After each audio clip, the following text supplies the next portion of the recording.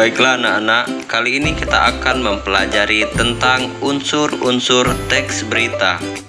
Materi ini diajarkan untuk kelas 8 dengan kompetensi dasar 3.1. Mengidentifikasi unsur-unsur teks berita, membanggakan dan memotivasi yang didengar dan dibaca.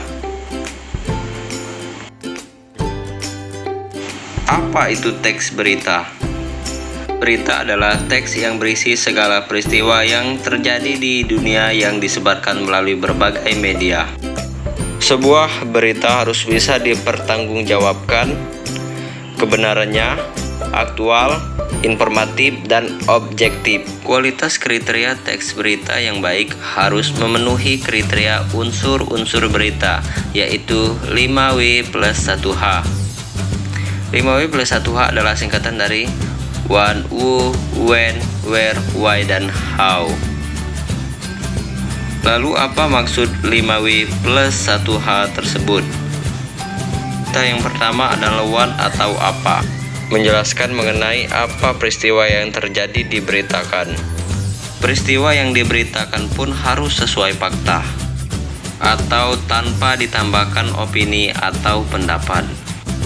Contohnya yaitu peristiwa banjir menggenangi 5 distrik dan menewaskan 16 orang. Selanjutnya ada unsur who atau siapa.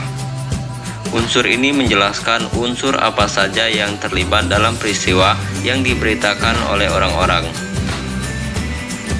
Contohnya yang terlibat dalam sebuah peristiwa tersebut, yang terlibat di sebuah peristiwa yaitu warga di 5 distrik di negara bagian Maharashtra. Berikutnya ada unsur when atau kapan. Unsur ini menjelaskan mengenai waktu terjadinya peristiwa yang sedang dibahas dalam berita. Waktu terjadinya peristiwa harus dijelaskan secara jelas sehingga berita mudah dimengerti dan tidak menimbulkan kesalahpahaman. Waktu terjadinya peristiwa tersebut Kamis 8 Agustus 2019. Unsur berita selanjutnya adalah where atau di mana. Unsur ini menjelaskan tempat terjadinya peristiwa di dalam berita tersebut. Hal ini penting agar tidak salah dalam memastikan informasi yang diberikan. Contohnya, 5 distrik di negara bagian Maharashtra, India Barat. Selanjutnya, ada unsur why atau mengapa. Unsur ini menjelaskan alasan kenapa peristiwa di dalam berita itu bisa terjadi. Selain itu dibahas juga latar belakang dan alasan-alasan yang membuat peristiwa itu bisa terjadi.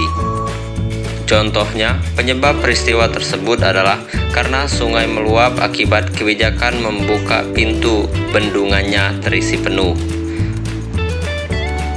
Unsur-unsur berita yang terakhir adalah how atau bagaimana. Unsur ini menjelaskan mengenai proses atau kronologis peristiwa di dalam berita. Artinya diinformasikan juga runtutan kejadian dalam berita tersebut. Contohnya, hujan lebat dan banjir mengakibatkan 16 orang tewas dan 140.000 orang mengungsi akibat kebijakan membuka pintu bendungan yang terisi penuh. Nah, apakah kalian sudah paham? Mari kita latihan. Simaklah video berikut ini, kemudian tentukan unsur-unsur 5W plus 1H-nya. Selamat mengerjakan.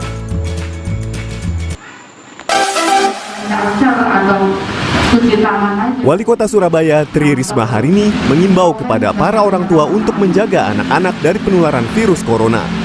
Risma menyatakan saat ini di Surabaya virus corona banyak menyerang anak-anak. Seperti contoh kasus di lokasi karantina Asrama Haji Surabaya, di mana terdapat seorang anak berusia 13 tahun harus dikarantina karena terpapar COVID-19. Pada saat menjalani karantina, sang anak terus menangis sehingga terpaksa harus dipulangkan kembali. Hal inilah yang membuat tugas penanganan pasien anak menjadi berat. Berdasarkan kasus yang ada di Surabaya, Pemkot hanya menemukan 1 kasus anak-anak yang tertular dari luar lingkungan keluarga. Memang kondisi anak-anak sekarang lagi libur.